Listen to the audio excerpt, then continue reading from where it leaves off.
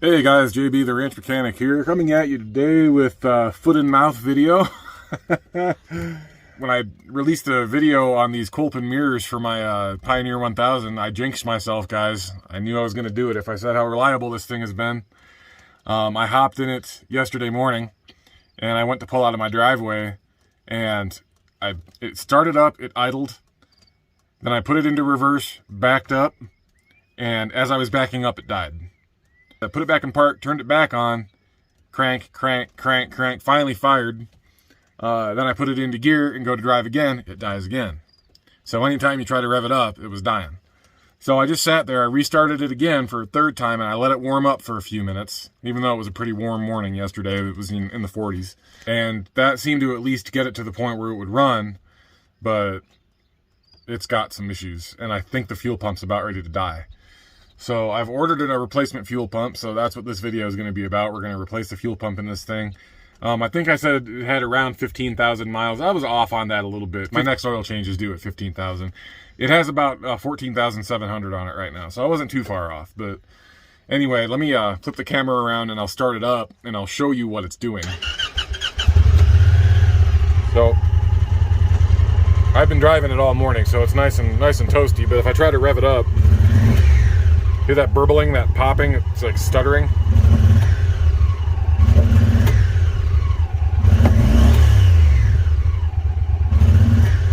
This doesn't want to make any power. My top speed in this thing all morning has been about 45 miles an hour in top gear. It will not go any faster than that. But if you try to accelerate, listen to what it does. Do you hear that? It's all over the map, making no power. It's jumping real bad, it's stuttering real bad. So yeah, something bad's happening here.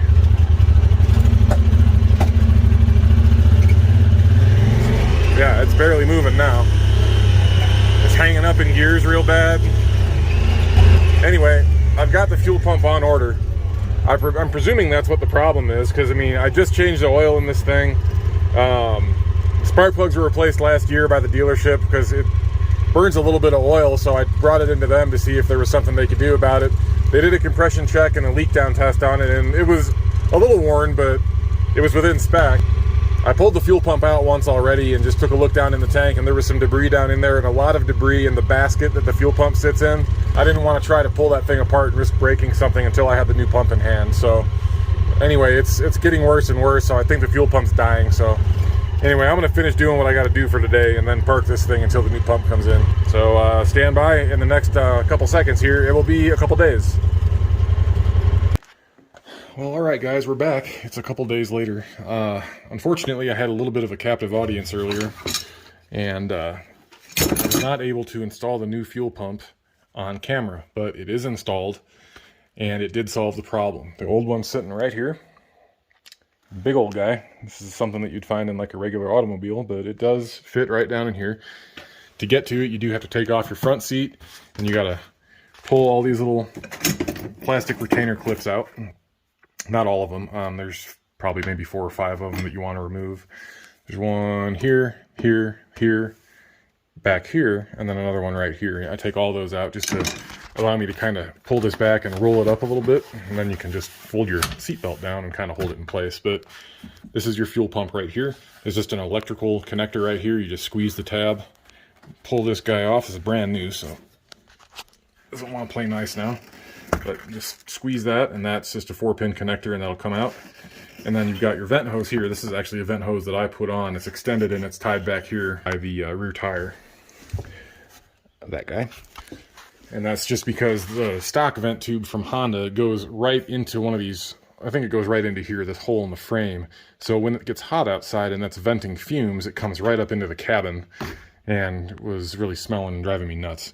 So anyway, that's got a barbed fitting on it, but I left it just loose enough to where it's not going to vibrate off, but you can still kind of put some force on it. Yeah, pull that off. So get that out of the way. This hose right here, guys, this is your actual fuel pressure hose.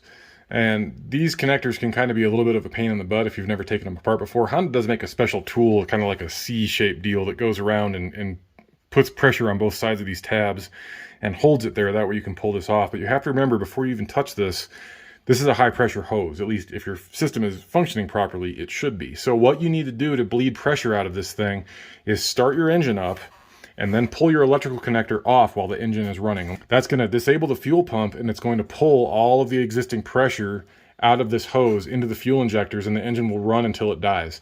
That's right. It's not going to hurt anything. That's right out of the Honda factory service manual for this machine. That's how you're supposed to depressurize the system. Let the engine run until it dies on its own. Turn your key off, disconnect your battery, and then you can pinch both sides of this orange plastic deal, and that should allow you to take this fuel hose off. So I'm going to see if I can do this one-handed. Probably not. It's kind of a pain.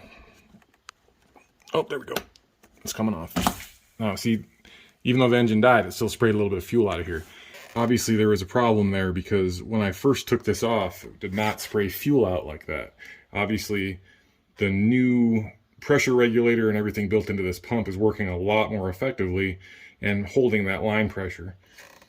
So once you get this guy off, then you just take they make a special tool to get this trim ring off, but you just take a flat-bladed screwdriver and engage on the outside of this guy and spin it to the left to take it off, and then it just lifts off.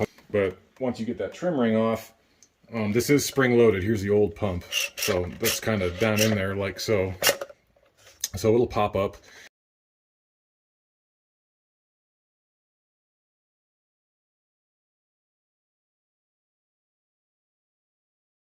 And then there's a rubber O-ring underneath here that you're going to want to replace. Obviously all the new stuff is in there, so I don't want to crack that seal open. But if you want a quick and easy way of testing your fuel system performance, take a piece of rubber hose and put it on the connector that's your output for your fuel pump, all right? And find a suitable container to put the other end of it in that will allow you to measure how much liquid is coming out. What I did, I used an old gear oil bottle right here because it has ounce graduations on the side. If you put the other end of this hose inside this container, as soon as you cycle the key on, the fuel pump will run for 2 seconds. Exactly 2 seconds to prime the system. You do that 5 times. So 10 total seconds worth of fuel should give you a minimum of 12 ounces inside this container. So with the old one, it did actually put out just over about 14 ounces actually. The problem was it was not making enough pressure to keep the system running properly when it was under load. So that's why the thing was running so terribly and stalling so much. So you got to remember, when you're dealing with fuel systems here, there's 2 different measurements for performance. There's your actual flow, which is how much fluid will actually be pumped by the pump itself, you know, with no load on it. And then there's pressure. That's how much pressure you have inside the entire system once everything is primed. This just measures flow. So it's only one aspect of the whole overall system health. Even though the old pump was making enough, you know, flow to fill this thing up past 12 ounces and technically meeting spec according to the factory, it still was not making enough pressure to keep the system working properly under load. So now with the new pump on there, I'm just curious. We're going to do that 5 times. We're going to cycle the key on and off 5 times, allowing the pump to cycle for 2 seconds each time. And I want to see how much fluid the new pump will actually put into this jug. So here we go. There's 1.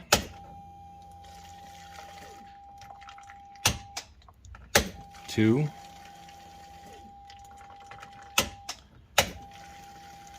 3. 4. 5. All right, so that's about 14 ounces. That's pretty much exactly what the old pump was putting out.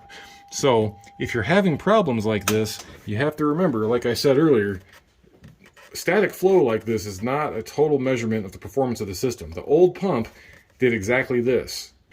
So my assumption here is that the fuel pressure regulator built into the side of the actual pump was probably bad. So that's why I didn't mess around just ordering a replacement filter rebuild kit or anything like that. I just ordered a whole new pump assembly for, it's about 200 bucks. Not cheap, but the filter I don't think was the problem. I think it was the fuel pressure regulator. Anyway, we've got this button back up now. We're gonna go take it for a test drive and just make sure everything is on the up and up once we get it running again. So let me disconnect our little test rig here.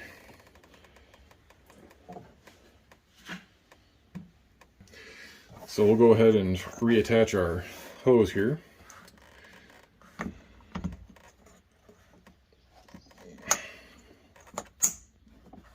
And then we'll put our vent back on. Oh, it's tight. There we go. All right, so we're good to go there. Let me button up all the rest of the cover and everything here. We'll get these fasteners put back on. Let me clean up some of my tools and other stuff. And then we'll take this thing for a ride real quick and make sure everything is good to go. And we'll make sure it's primed. Start it right up. All right, let's take it for a rip and see what happens.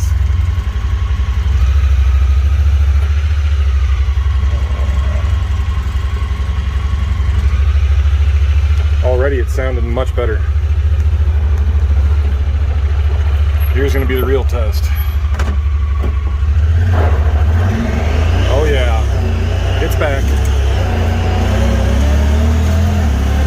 Yeah. Outstanding. Well, that was definitely the problem, folks. That was definitely the problem. It hasn't run this good in a week.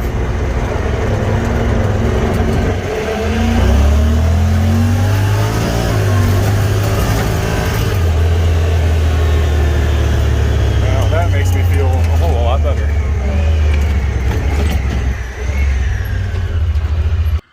Well, anyway, guys, that's going to wrap it up for this little ordeal. The machine is back to running exactly how it should be, which makes me feel really good. The last few days of trying to limp this thing around, kind of a pain. Yesterday was a bad day. I was real frustrated most of the day, on top of everything else going on and stuff breaking and equipment failures and everything else. I have those days sometimes, just like I'm sure we all do. But anyway, all's well that ends well, and this ended perfectly. It was definitely a fuel pressure issue. I don't think it was a flow issue, just a pressure issue, like I said earlier. Unfortunately, you cannot replace that little fuel pressure regulator module on its own. It's a Denso part. I pulled it out of the old pump and I tried to look up the part number that was stamped on it, and it's unobtainium. It just doesn't come up. So the best case right now, at least for me, I just spent $185 whatever dollars plus tax and shipping to get it here. Luckily, the place I order from, they have a warehouse over in Reno, so I ordered it 2 days ago and I picked it up from UPS this morning. So not a terrible time waste or anything, but yeah, it's just better to replace the whole deal. That way, you know, the sending unit's new, the filter is new, the pump is new, the regulator's new. It's all one self-contained unit. So that was worth the extra money as far as I'm concerned. It was a drop-in affair. Sorry I couldn't get the whole removal and installation process on camera, but once you get your seat off and get the rubber flap out of the way, it's pretty self-explanatory. You just need to, you know, hammer on that ring a little bit. You just take a screwdriver and a hammer and just, you know, whack on those corners that are sticking out. Honda does make a special tool for that as well. It's not something that I have or feel like I need. So anyway, yeah, once you pull that black ring off, then the whole fuel pump will come out. Just remember, you've got your arm sticking off to the side there for your fuel sending unit, your float. Make sure that as you lift it up, you tilt it back toward the back of the seat and allow clearance for that arm to come up, because you will snap that plastic retainer off if you don't do that. If you catch it on the tank and you don't make allowance for that arm sticking out, you'll break something, and you know, then you're in the same boat. You got to replace the whole deal anyway. So anyway, guys, that's going to be it for this one. I hope it helps you out. I appreciate you guys watching. Tons of new subscribers in the last couple of weeks, and that just really, that makes me happy. So, you know, I keep making these videos for you guys.